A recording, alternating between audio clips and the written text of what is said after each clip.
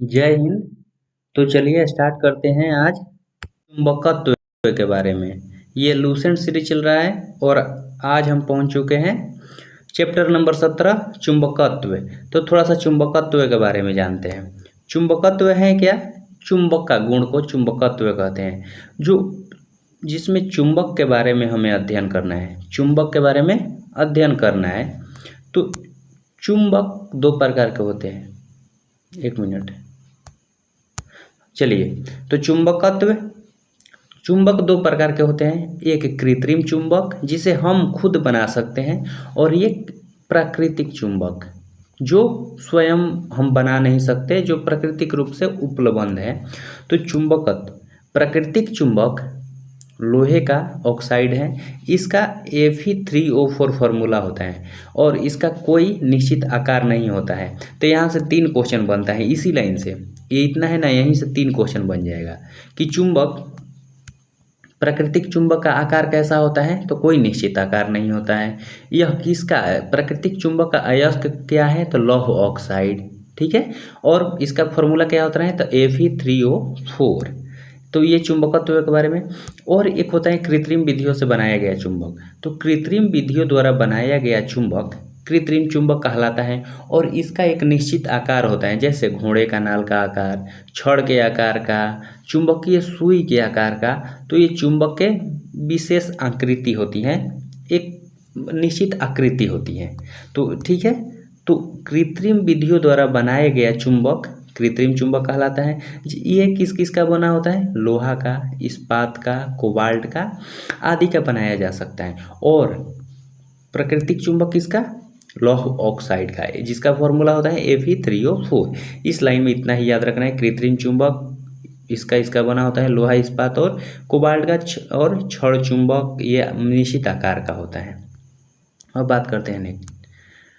चुंबक लोहे को अपनी ओर आकर्षित करता है। जाहिर सी बात है, चुंबक लोहे को अपनी ओर आकर्षित करता है, और इसी गुण को हम चुंबकत्व कहते हैं। चुंबक को आकर्षित करने के गुण को चुंबकत्व कहते हैं। चुंबक सिरे के समीप चुंबकत्व सबसे अधिक होता है। जहाँ पे पोल होता है ना, जैसे ये चुंबक हो गया, ये नॉर्थ साउथ पोल हुआ, ये साउथ पोल हुआ। तो चुंबक के पोल पर यहाँ पे सर्वाधिक, ये बीच में नहीं, बीच में सबसे कम होता है। सबसे ज़्यादा चुंबक का गुण कहाँ होता है? पोल पर।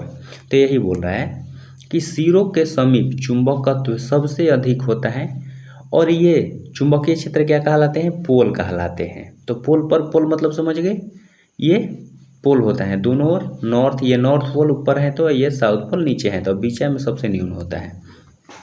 और मध्य में चुंबकत्व नहीं होता है। जो चुंबक का बीच का भाग है उसमें चुंबकत्व नहीं होता। चुंबक को क्षैतिज तल से स्वतंत्रता पूर्वक लटकाने पर, अगर चुंबक को क्षैतिज से ऐसे लटकाइएगा तो एक नॉर्थ और एक साउथ, तो नॉर्थ पोल की ओर नॉर्थ रहेगा, साउथ पोल की ओर साउथ लटकेगा। तो ध्रुव सदैव उत्तर की ओर, ध्रुव कहाँ? उत्तर की ओर, और दूसरा ध्रुव दक्षिण की ओर लटकेगा। ठीक है। उत्तर की ओर ठहरने वाले ध्रुव को क्या कहते हैं? उत्तरी ध्रुव, और दक्षिण की ओर ठहरने वाले ध्रुव को दक्षिणी ध्रुव कहते हैं। बस इतना सा। और चुंबक, ये जो लाइन है, ये चुंबक है, इसको मिलाने वाली काल्पनिक रेखा को चुंबकीय अक्ष कहते हैं। चुंबकीय अक्ष कहते हैं। दोनों ध्रुवों को मिलाने वाली रेखा को चुंबकीय अक्ष कहेंगे। ध्रुव समान अगर ध्रुव रहेगा, जैसे दो चुंबक लिए, ये एक चुंबक, ये दूसरा चुंबक, और दोनों यहाँ पे नॉर्थ रख दिए, यहाँ पे नॉर्थ रख दिए, तो समान ध्रुव वाले एक दूसरे को प्रतिस्पर्शित करेंगे। ठीक है, प्रतिकर्षण करेंगे। और अगर यहाँ पे नॉर्थ रख दे या यहाँ पे साउथ, क्या यहाँ पे नॉर्थ रख दे और साउथ यहाँ एक और साउथ रख दे, तो ये एक दूसरे को आकर्षित करेंगे, मतलब और समीप लाएंगे। और सेम रख दे तो प्रतिकर्षित करेंगे। तो यही बोल रहा है कि समान ध्रुव वाले एक दूसरे को प्रतिकर्षण करेंगे और असमान ध्रुव वाले आकर्षण करेंगे। ठीक है। क्वेश्चन यहाँ से बन जाएगा, थ्योरी में भी पूछ दे या फिर ऑब्जेक्टिव में पूछ दे, जैसे भी, तो बन जाना चाहिए। यदि चुंबक में कोई तीसरा ध्रुव हो तो उस ध्रुव को क्या कहेंगे? परिणामी ध्रुव कहलाता है। वो ध्रुव परिणामी ध्रुव कहलाता है। नेक्स्ट बात करते हैं, चुंबकीय पदार्थों को के कौन से गुण के कारण चुंबकत्व उत्पन्न होता है? तो प्रेरण के कारण। सबसे इंपॉर्टेंट लाइन, चुंबक में चुंबकीय पदार्थ का गुण, चुंबकीय पदार्थों में चुंबक का गुण, चुंबकत्व का गुण किससे उत्पन्न होता है? तो प्रेरण के कारण। जिस प्रकार विद्युत धारा इलेक्ट्रॉनों के गमन से उत्पन्न होता है, उसी प्रकार चुंबक में चुंबकीय गुण किसके कारण होता है? तो प्रेरण के कारण, इंडक्शन के कारण। ठीक है, ये याद रखिएगा। नेक्स्ट बात करते हैं, चुंबकीय क्षेत्र क्या है? कोई वस्तु किसी क्षेत्र में रख देने पर वो चारों तरफ चुंबकीय क्षेत्र का अनुभव करे, उसी को चुंबकीय गुण कहेंगे, चुंबकीय क्षेत्र कहेंगे। ठीक है, चुंबकीय क्षेत्र के चारों ओर का वह क्षेत्र जिसमें चुंबक के प्रभाव का अनुभव किया जा सकता है, उसको चुंबकीय क्षेत्र कहते हैं। चुंबकीय क्षेत्र की तीव्रता क्या है? तो कितना तेज किसी वस्तु पर, किसी तार पर कितना तेज चुंबकीय क्षेत्र लग रहा है, इसी के वेग को चुंबकीय क्षेत्र की तीव्रता कहते हैं। इसका बस ये समझना था, और इसका परिभाषा नहीं पूछता है, इसका पूछेगा तो एसआई मात्रक पूछेगा। तो इसका एसआई मात्रक क्या होता है? न्यूटन पर एम्पियर मीटर। ये इंपॉर्टेंट है, न्यूटन पर एम्पियर मीटर। ठीक है, और ये एक ऐसी राशि है, तो एक निश्चित दिशा में लगता है, चुंबकीय क्षेत्र की तीव्रता एक निश्चित दिशा में लगता है, तो ये सदिश राशि है। और इसी को न्यूटन एम्पियर मीटर को ही वेबर पर मीटर स्क्वायर बोलते हैं, या फिर ये दे देगा टेस्ला दे देगा, तीनों में से कोई एक दे देगा कि चुंबकीय क्षेत्र की तीव्रता का एसआई मात्रक क्या होता है। तो न्यूटन पर एम्पियर मीटर, या फिर वेबर पर मीटर स्क्वायर, या फिर इसी को टेस्ला ने खोजा था तो टेस्ला दे देता है।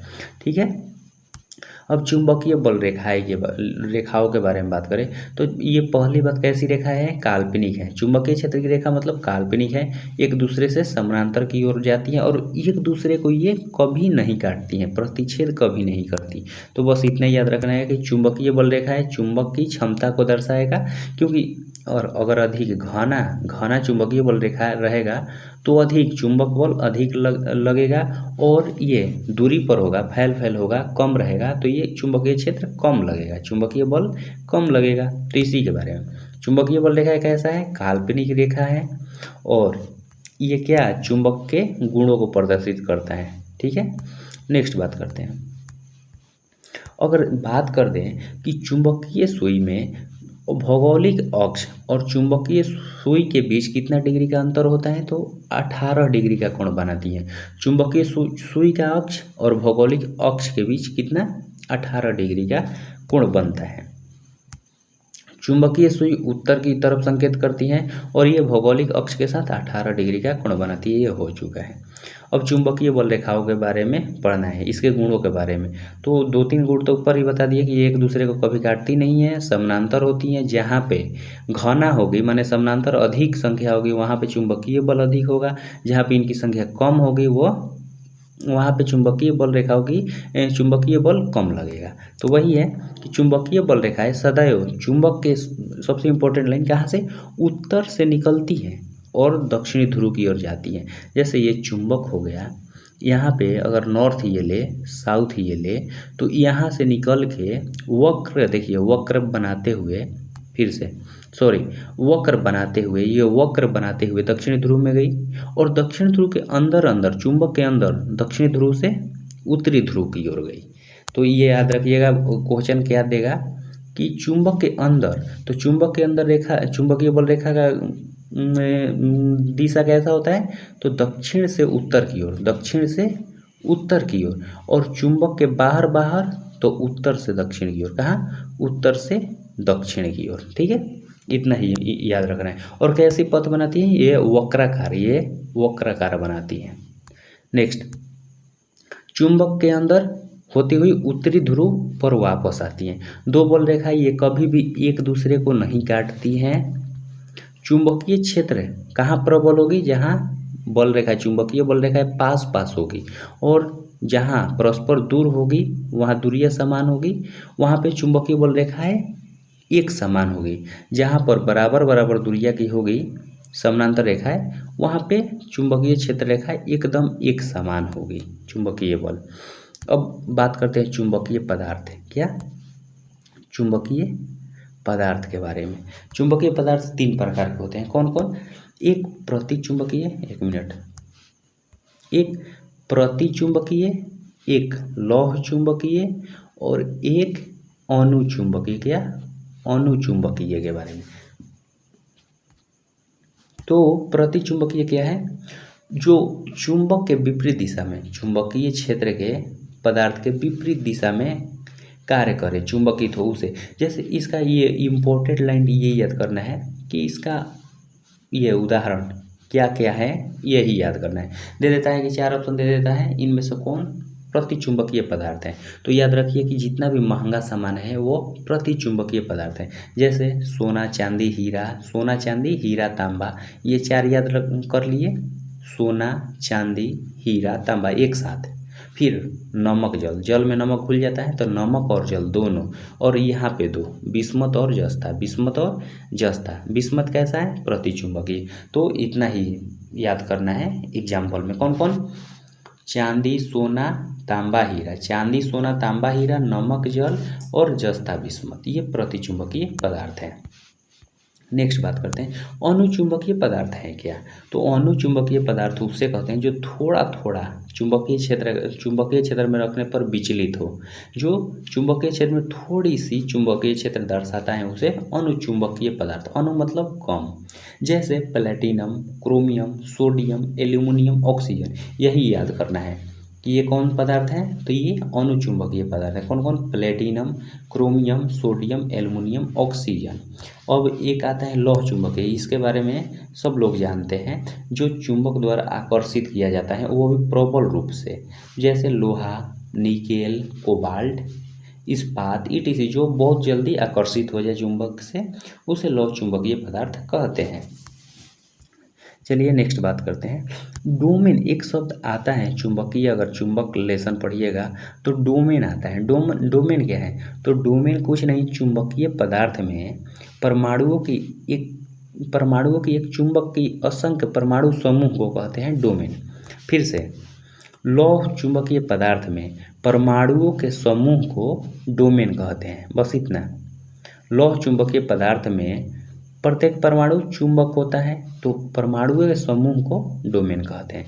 और इसका एक डोमेन 10⁻18 गुने से 10⁻21 तक परमाणु होते हैं।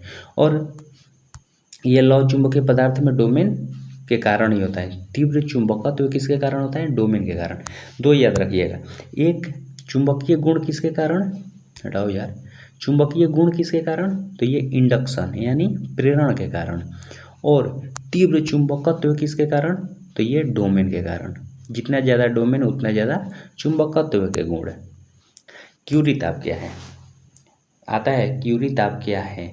तो क्यूरी ताप कुछ नहीं है, क्यूरी ताप वह ताप है, क्यूरी ताप वह ताप है जिसके ऊपर, ये जैसे क्यूरी ताप हो गया, इसके ऊपर जाने पर पदार्थ अनुचुंबकीय जैसा व्यवहार करे। कैसा, अनुचुंबकीय, माने चुंबक के अनुसार थोड़ा थोड़ा विक्षेपित हो।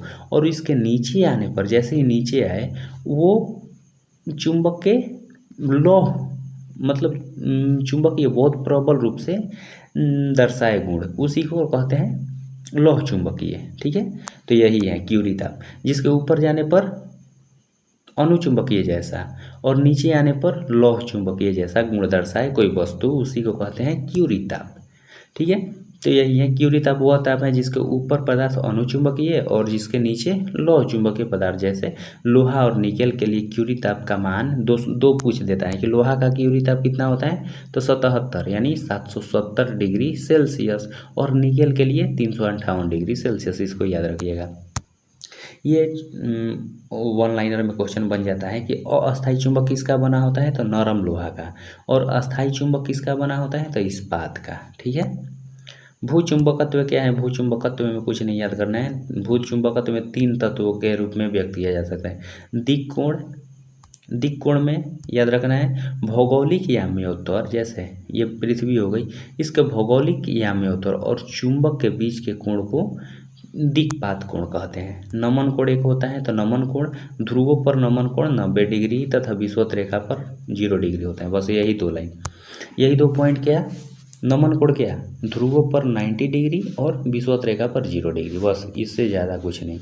ये चुंबकीय क्षेत्र क्षैतिज घटक, इसका मान होता है 0.4 गॉस। चुंबकीय क्षेत्र का क्षैतिज घटक में मान होता है 0.4 गॉस, या इसी को अगर 10⁻⁴ से गुना कर देंगे तो टेस्ला में आ जाएगा। ठीक है, अब बात करते हैं, पृथ्वी एक बहुत बड़ा चुंबक है और इसका चुंबकीय क्षेत्र कहाँ से, दक्षिण से उत्तर दिशा में विस्तृत होता है। तो ये लेसन नंबर 17 था, चुंबकत्व के बारे में कंप्लीट होता है। अब थोड़ा सा ये नेक्स्ट चैप्टर देख लेते हैं जो थोड़ा लंबा है, परमाणु भौतिकी 18 नंबर का। इसमें एक पेज देख लेते हैं, उसके बाद कल अगला चैप्टर में अगला पेज से स्टार्ट कर देंगे। ठीक है, तो एक बार चुंबकत्व के बारे में हमने क्या पढ़ा, फिर से रिवीजन कर लेते हैं। तो चुंबकत्व के बारे में हमने पढ़ा कि चुंबक का जो चुंबकीय बल रेखाएं होता है वो उत्तर दिशा से निकलकर दक्षिण दिशा की ओर आती हैं, दक्षिणी ध्रुव की ओर आती हैं, और चुंबक के अंदर दक्षिणी से उत्तर की ओर जाती हैं। फिर क्या पढ़े, चुंबक में तीन प्रकार के चुंबकीय होते हैं। कौन कौन, एक अनुचुंबकीय, एक प्रतिचुंबकीय और एक लौह चुंबकीय। अनुचुंबकीय उसे कहते हैं जो थोड़ा थोड़ा विक्षेपित हो, प्रतिचुंबकीय उसे कहते हैं जो उल्टा विक्षेपित हो, और लौह चुंबकीय जो प्रबल रूप से विक्षेपित हो। एग्जाम्पल के तौर पर अगर बात करें तो बिस्मथ, प्रतिचुंबकीय बिस्मथ जितना महंगा पदार्थ है, सोना चांदी हीरा तांबा नमक जल, और अनुचुंबकीय जो थोड़ा थोड़ा विक्षेपित हो, और लौह चुंबकीय जैसे निकेल लोहा ये सब। इसमें आ जाएगा अनुचुंबकीय में प्लेटिनम सब। ठीक है, और क्या इसमें पढ़े थे, चुंबक किसका बना होता है, नर्म लोहा का, और ये नर्म लोहा का क्या, अस्थायी चुंबक, और जो इस्पात का बना होता है वो अस्थायी होता है। अस्थायी चुंबक का आकार नहीं प्राकृतिक चुंबक का आकार निश्चित नहीं होता है, वो अनिश्चित होता है, और जो हम कृत्रिम बनाते हैं उसका आकार निश्चित होता है। चलिए अब नेक्स्ट बात करते हैं परमाणु भौतिकी के बारे में। 18 नंबर चैप्टर हो जाएगा लूसेंट में, परमाणु भौतिकी। इसके पहले परमाणु भौतिकी के पिता किसे कहते हैं, एटॉमिक फिजिक्स का पिता अर्नेस्ट रदरफोर्ड को। ठीक है, रदरफोर्ड को कहते हैं। परमाणु के कार्यक्रम के जनक किसे कहते हैं, स्टैटिक में आ जाएगा होमी जहांगीर भाभा। भारत में परमाणु कार्यक्रम के पिता होमी जहांगीर भाभा को बोला जाता है। अब थोड़ा सा परमाणु के बारे में बात करें, देखिए अणु और इससे भी छोटा रूप होता है परमाणु का। तो परमाणु के बारे में थोड़ा सा जानते हैं। परमाणु क्या है, परमाणु एकदम सूक्ष्मतम कण है, छोटा कण है जो रासायनिक क्रिया में भाग लेता है लेकिन स्वतंत्र अवस्था में नहीं पाया जाता है, परंतु स्वतंत्र अवस्था में नहीं होता है। तो क्वेश्चन में दे देता है कि परमाणु के बारे में सत्य कथन चुनिए, तो परमाणु के बारे में दे देगा, और एक दे देगा परमाणु स्वतंत्र अवस्था में नहीं पाया जाता है, तो यही राइट होता है। या फिर दे देता है कि निगेटिव मतलब गलत चुने, तो परमाणु स्वतंत्र अवस्था में पाया जाता है दे देता है, लेकिन परमाणु क्या स्वतंत्र अवस्था में नहीं पाया जाता है। तो ये लाइन याद रखिएगा। इसीलिए अब थोड़ा सा थ्योरी के साथ साथ समझना होगा, ऑब्जेक्टिव रटने से नहीं होगा, क्योंकि क्वेश्चन अब कथन निष्कर्ष जैसा दे दे रहा है ना। तो परमाणु सूक्ष्मतम कण है जो रासायनिक क्रिया में भाग ले सकता है परंतु स्वतंत्र अवस्था में नहीं रहता। इसके 3 मूल कण हैं। परमाणु को भी अब तोड़ा जा सकता है। परमाणु क्या है, डाल्टन कहा था परमाणु अविभाज्य है, इसीलिए उसका गलत हो गया, क्योंकि परमाणु अविभाज्य हो गया। क्या, इलेक्ट्रॉन प्रोटॉन न्यूट्रॉन में इसे विभाजित कर सकते हैं। ये इलेक्ट्रॉन प्रोटॉन न्यूट्रॉन से मिलकर बना है। परमाणु के केंद्र को क्या कहते हैं, नाभिक। परमाणु के केंद्र में एक नाभिक होता है। चुंबकीय क्षेत्र क्या है, ये हो गया। अब नेक्स्ट बात करते हैं यहाँ से 18, यही था। परमाणु 3 इलेक्ट्रॉन चारों ओर। इलेक्ट्रॉन क्या करता है, नाभिक के चारों ओर चक्कर लगाता है। ये अगर हो गया अणु, परमाणु ये नाभिक हो गया। नाभिक में क्या कराता है, न्यूट्रॉन और प्रोटॉन, और इस साथ में दोनों को न्यूक्लियॉन कहते हैं। और इसके बाहरी कक्षा में इलेक्ट्रॉन चक्कर लगाता है, इसी के नाभिक के चारों ओर चक्कर लगाता है। प्रोटॉन और इलेक्ट्रॉन, इसमें जो प्रोटॉन है यहाँ इलेक्ट्रॉन है, दोनों की संख्या समान होती है, इसीलिए जो परमाणु होता है वो विद्युत रूप से उदासीन होता है। ठीक है, क्योंकि इलेक्ट्रॉन नेगेटिव, प्रोटॉन पॉजिटिव है, न्यूट्रॉन न्यूट्रल होता है, यानी उस पर वो उदासीन होता है। तो दोनों बराबर होंगे तो क्या होगा, उदासीन हो जाएंगे। तो परमाणु में प्रोटॉन एवं इलेक्ट्रॉनों की संख्या समान एवं आवेश विपरीत होती हैं, जिस कारण यह उदासीन होता है। और ये सबसे अब मोस्ट इम्पॉर्टेंट है कि इसका ये कोशिश करिए आप लोग कि सब अच्छे से याद करें। ठीक, क्या प्रोटॉन की खोज ये तो सबको याद होगा, प्रोटॉन की खोज गोल्डस्टीन, न्यूट्रॉन की खोज चैडविक, इलेक्ट्रॉन की खोज जे थॉमसन। तो अब यहाँ से क्वेश्चन बहुत कम बनेगा। जो अब प्रोटॉन है मतलब बनता था, अब आसान हो गया तो नहीं बनेगा। प्रोटॉन पे आवेश याद रखिए कितना 1.6 गुने 10⁻⁻19। तो प्रोटॉन पे हो गया प्लस में, पॉजिटिव में तो इसी का माइनस में हो जाएगा इतना ही 1.6 गुने 10⁻⁻19, क्योंकि ऊपर पढ़े कि इलेक्ट्रॉन और प्रोटॉन बराबर होते हैं और न्यूट्रॉन पर जीरो होता है, न्यूट्रल होता है। तो ये याद हो गया, ये याद हो गया, ये याद हो गया, एक याद कीजिएगा तीनों याद हो जाएगा। ये न्यूट्रल है तो इस पर तो जीरो रहेगा, एक प्रोटॉन प से पॉजिटिव तो ये पॉजिटिव रहेगा 1.6 गुने 10⁻⁻19। इलेक्ट्रॉन निगेटिव रहेगा और इसको अब याद करना है। तो देखिए प्रोटॉन और न्यूट्रॉन दोनों पे लगभग समान होता है। देखिए 1.672 1.675 गुने 10⁻⁻27 10⁻⁻27 दोनों में कॉमन होता है। इलेक्ट्रॉन के लिए सिर्फ याद करना है 9.108 गुने 10⁻⁻31, ठीक है, किलोग्राम। अब बात करते हैं ये लगभग, अब ये बात करें यहाँ पे, ये क्वेश्चन बनेगा नहीं। आज मूल कणों की संख्या लगभग 30 के ऊपर पहुँच चुकी है, ये पूछेगा नहीं, बस ध्यान रखिएगा। ये भी इम्पोर्टेंट है, यही मूल कण है। पॉजिट्रॉन, न्यूट्रिनो, पाई मेसॉन, फोटॉन, इसकी खोजकर्ता है, इनके खोजकर्ता भी याद रखना होगा। पॉजिट्रॉन के एंडरसन, किसने खोजा? एंडरसन। न्यूट्रिनो के पाउली और पाई मेसॉन के यूकावा और फोटॉन का आइंस्टीन। फोटॉन किसने खोजा? आइंस्टीन ने। और द्रव्यमान संख्या याद रखिए या नहीं ये इम्पोर्टेंट उतना नहीं है, लेकिन पॉजिट्रॉन के खोजकर्ता, न्यूट्रॉन के खोजकर्ता, सबका खोजकर्ता याद रखिए। और इसके गुण ये है, फोटॉन का गुण प्रकाश के वेग के बराबर होता है, कितना? प्रकाश के वेग के इसके बराबर होता है।